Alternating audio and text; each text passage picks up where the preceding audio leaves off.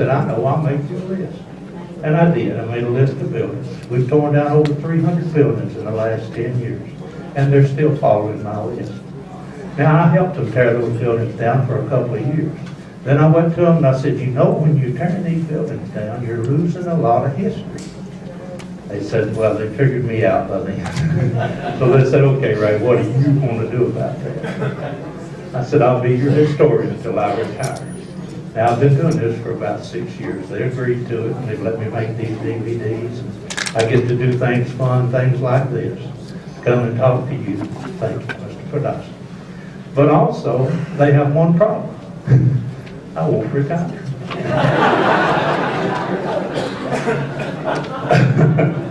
Very quickly, let me show you a little about Oak Ridge, just so you get a lay of the land. If you look, well, Y-12 plant is right here. The city of Oak Ridge is here. The K-25 gaseous diffusion plant is here. The S-50 thermal diffusion plant was there, right on the K-25 site. The Oak Ridge National Laboratory is down here. And all of this is bordered on the east and the south and the west by the Clinch River. So that's the layout of about 60,000 acres. That's a part of the Oak Ridge Reservation. Now there are three main sites there. I'm going to focus mostly on the Y-12 site, but there's the Oak Ridge National Laboratory, largest lab in the Department of Energy, and then there's the East Tennessee Technology Park. But Y-12 is about a half a mile wide, 2.5 miles long, and it lays right down in Bear Creek Valley. If you read in the history books about why this place is chosen, they'll tell you it's because of those ridges and valleys. Now you keep that thought in mind while we look at, and I'll mention this to you, Y-12's mission today, that's the size, 811 acres, about 150 acres within our high security area, about 5,000 employees for B&W Y-12, the main contractor there, about 80 plus federal employees on the site. So that gives you a little feel for it. Our main missions, we continue to maintain the nuclear arsenal for the nation. The nuclear secondary that goes in the atomic bombs are all made at Y-12. We provide the highly enriched uranium for the naval reactors, and we go anywhere in the world and bring back highly enriched uranium that might be in danger of falling into terrorist hands. Y-12 and the Oak Ridge National Laboratory play a huge part in that, and we've been doing that since 1994.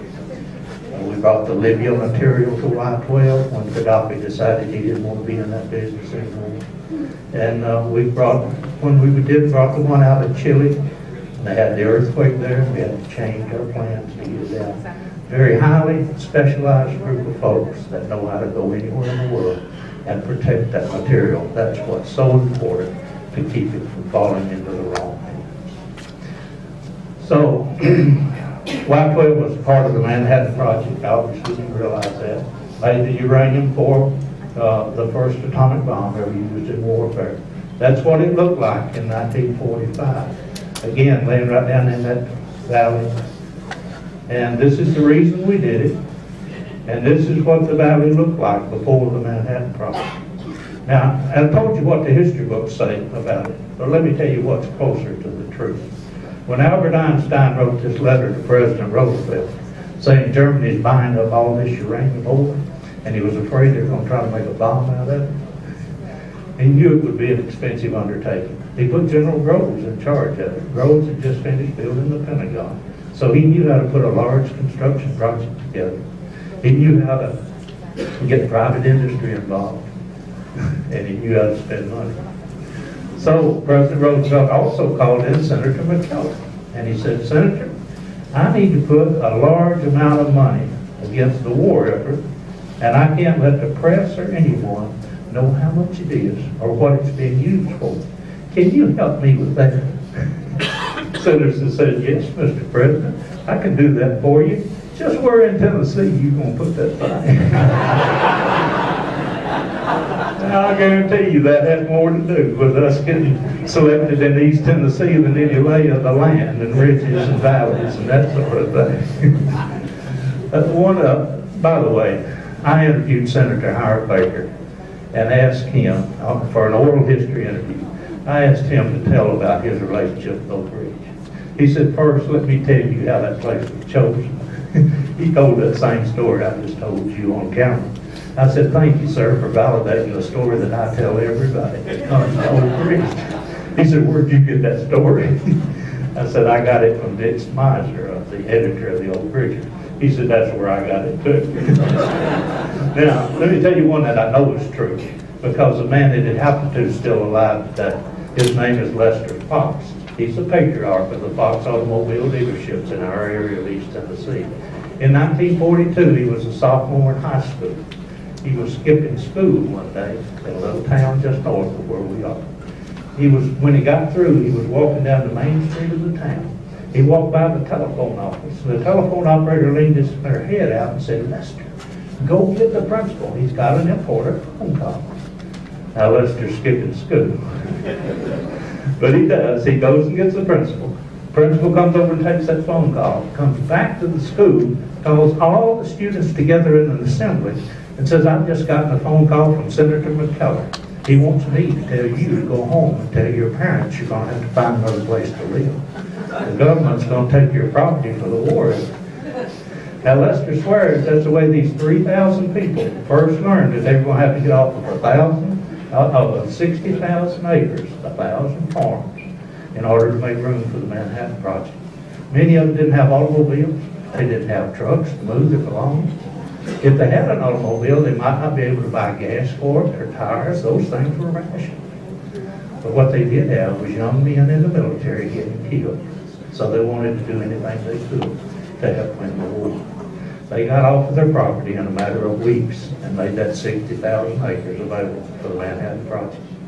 One of those families that had to leave in 1942 was descended from a man named John Hendricks. Now, John was born in 1865, and he died in 1915. But he has become known as the prophet of Oak Ridge. I want you to watch his story.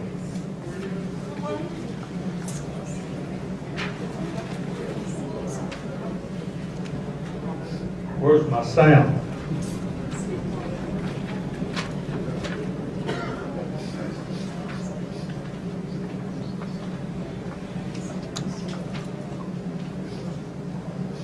Problems on it.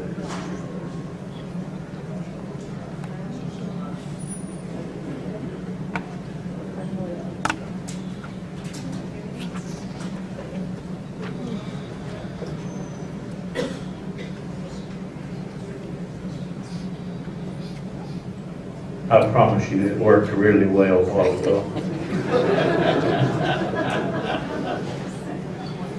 John was born in,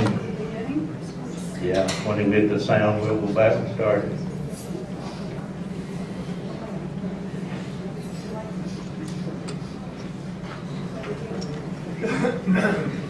We'll pick it up when he gets sound and he tells us to try again. This next picture here is one I put up just because I like it. Have you ever seen such a sour-faced woman in your life? He's got a pistol in his hand. East Tennessee. General Groves is the man that I could tell you that if we didn't have a General Groves, we wouldn't have a Manhattan Project. He was the one, I believe, that was the right person at the right time for the job. Here's what Colonel Nichols, his second in command, had to say about General Groves. First, General Groves is the biggest SOB I've ever worked for. The most demanding, most critical, always a driver, never a praiser, abrasive, sarcastic, disregards organizational channels, extremely intelligent.